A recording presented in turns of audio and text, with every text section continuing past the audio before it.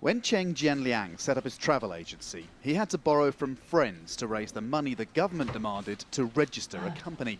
It's been a struggle. But he now employs 10 people, books 70 flights a day, and has profits of around $100,000 a year.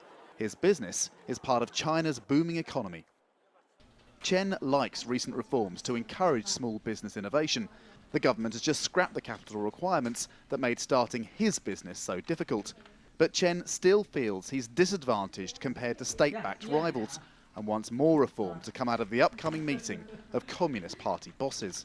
He'd like access to credit on the same terms as big business and fair treatment for his employees.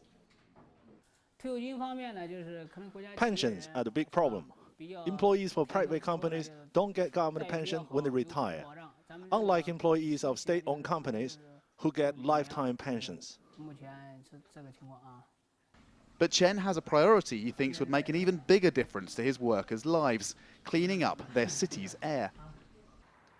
The China Meteorological Administration says the numbers of seriously smog-affected days across Chinese cities in 2013 are at record levels, and the big culprit is coal, generating power for China's booming economy.